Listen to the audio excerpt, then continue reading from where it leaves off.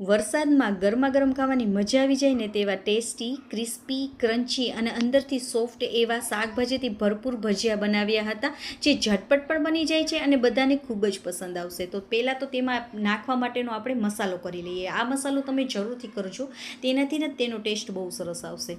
તો તેની માટે મેં અહીંયા 1.5 ચમચી જેટલા આખા ધાણા, 1 ચમચી આખું જીરું, 1 ચમચી આખા મરી અને અડધી ચમચી જેટલો અજમો લીધો છે. તો તેને આપણે આવી રીતે ખાંડી લેવાનું છે. ખાંડવું ના હોય તો તમે મિક્સરમાં પણ પીસી શકો છો, પણ ખાંડીને તમે નાખશો ને તો તેનો ટેસ્ટ બહુ સરસ આવશે. તો આવી રીતે અધકચરો વાટી લેવાનો છે. તો તેને થોડીવાર સાઈડમાં રાખી દઈશું. તો હવે મેં અહીંયા એક કોબી લીધી છે, તો હું અહીંયા અડધી કોબી લેવાની છું. તમારે જેટલા ભજીયા બનાવવાનું હોય તે પ્રમાણે તમારે શાકભાજી આમાં લેવાના છે. તો તેને આપણે ખમણી લેવાની છે. પહેલાં મેં અડધી કોબીને ખમણી લીધી છે, અને જો તમારે ખમણવું ના હોય તો ચોપરમાં તમે ચોપ પણ કરી શકો છો. તો હવે સાથે આપણે એક ગાજર લઈ લેવાનું છે, તેને પણ આવી રીતે જ ખમણી લેવાનું છે. સાથે મેં અહીંયા 2 મીડિયમ સાઇઝના બટેકા લીધા છે, તો તેને મેં છાલ ઉતારી લીધી છે અને એકદમ સરસ એવા ધોઈ લીધા છે. તો તેને પણ ખમણી લેશું. અને 2 મીડિયમ સાઇઝની ડુંગળીને મેં આવી રીતે પતલી પતલી સ્લાઇસમાં કટ કરી લીધી છે. 2 મોરા મરચાં લીધા છે, તમે આની જગ્યાએ તીખા પણ લઈ શકો. કોથમીરના પાનને મેં ઝીણા સમારી લીધા છે. સાથે આપણે જે મસાલો કરેલો છે ને તે નાખી દેવાના જરૂર મુજબ. મીઠું, લાલ મરચાંનો પાવડર, ધાણા જીરુંનો પાવડર નાખવાનો અને 2 મોટી ચમચી ભરીને મેં અહીંયા ચોખાનો લોટ નાખેલો છે. ચોખાનો લોટ જરૂરથી નાખજો, તેનાથી જ આપણું આ જે ભજીયાનું પડ હશે ને એકદમ ક્રિસ્પી બનશે. અને આપણે જ્યારે ભજીયા તળીએ ત્યારે તેલમાં ચીપચીપા લાગતા હોય છે ને તે પણ બિલકુલ પણ નહીં લાગે. અને હવે આપણે એક નાના કપ જેટલો, પહેલાં મેં અહીંયા ચણાનો લોટ નાખી દીધો છે. જરૂર મુજબ આપણે આમાં ચણાનો લોટ નાખવાનો છે. તો મારે અહીંયા 2 નાના કપ જેટલા ચણાનો લોટ જોઈ ગયો છે.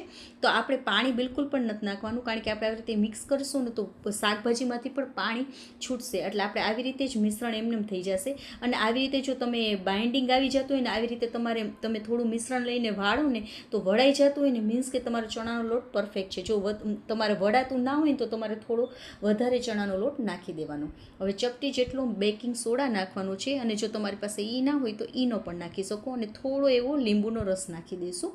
હવે બધાને આપણે મિક્સ કરી લેવાનું છે. તો આપણું મિક્સ થઈ ગયું છે. તો હવે આપણે તેલને પણ ગરમ કરી લેવાનું છે. તેલ ગરમ થઈ જાય એટલે ગેસની ફ્લેમને મીડિયમ કરી અને જેટલા પણ તમારે આમાં સમય ને તેટલા ભજીયા તમારે આમાં પાડી લેવાના છે.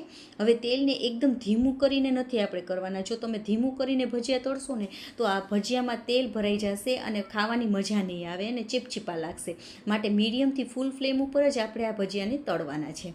2 થી 3 મિનિટ આપણે બિલકુલ પણ આપણે આવી રીતે ટચ નહીં કરીએ. 2 થી 3 મિનિટ પછી આપણે તેને આગળ પાછળ કરી એકદમ સરસ એવા ગોલ્ડન કલર થાય ને ત્યાં સુધી આપણે તેને તળી લેવાના છે. એકદમ ટેસ્ટી લાગે છે, ખાવાની ખૂબ જ મજા આવી જશે. તો તમે પણ એકવાર જરૂરથી ટ્રાય કરજો, અને એકદમ ઝડપથી પણ બની જાય છે.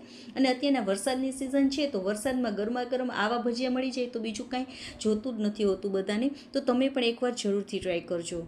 તો આવી જ રીતે જ્યારે પણ તમે જમવા બેસો ને ત્યારે ગરમા ગરમ તમે કરી અને ખાશો ને તો ખાવાની મજા આવી જશે.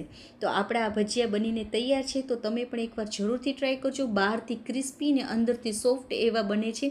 અને હા, જો તમને અમારી રેસીપી ગમી હોય તો લાઇક અને સબસ્ક્રાઈબ કરવાનું બિલકુલ ના ભૂલશો, ને તમારા ફેમિલી અને ફ્રેન્ડ્સને શેર પણ કરજો. અને ફેસબુક ને ઇન્સ્ટાગ્રામમાં જોતા હોય ને તો ફોલો પણ કરજો. તો આવી જ નવી નવી રેસીપીઓ સાથે ફરી મળીશું. ત્યાં સુધી બાય બાય. જય માતાજી.